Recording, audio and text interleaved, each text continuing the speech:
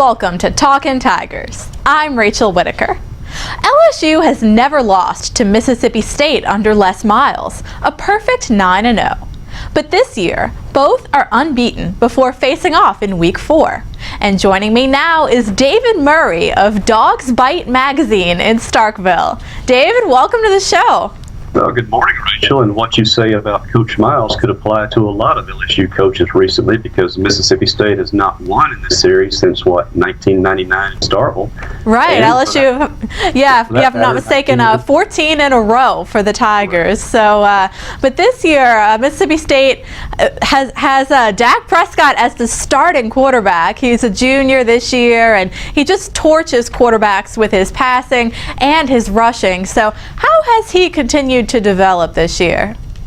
What Dan Mullen has done is, by giving Dak Prescott total charge of the offense instead of trying to run a two-quarterback rotation the last couple of years, he's gone back to his own strengths. And Prescott, he's a junior now, second year as a starter, is probably the most complete quarterback Mullen has had in his 6 seasons at Mississippi State.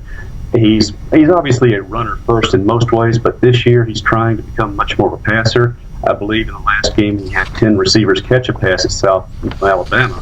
So he's added that, but you know that in a game like this, going against a super physical team like Louisiana State, and particularly with a secondary, which talking to our offensive coaches yesterday, they regard as a brilliant secondary, it's going to be more of the run game. So I suspect you'll see Dak going back to the fundamentals tomorrow, and the pressure then becomes on Mississippi State's offensive line to handle just another standard classic LSU defensive line. Big, fast, aggressive, nothing new, nothing changes.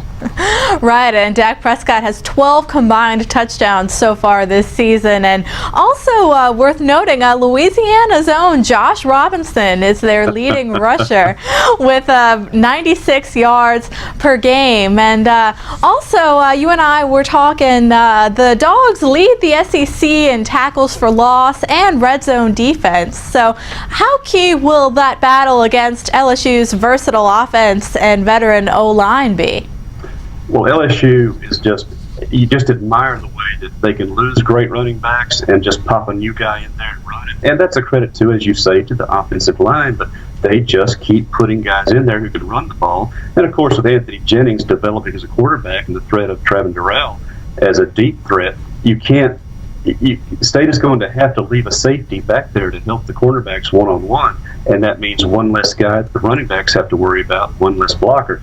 I think then the real pressure is on Mississippi State's defensive line, which, by the way, 3 seniors now starting, but they're going to rotate them 2 and even 3 deep at times. So I think this is the best defensive line State's had in probably a dozen years, and that's where a great matchup's going to be this weekend.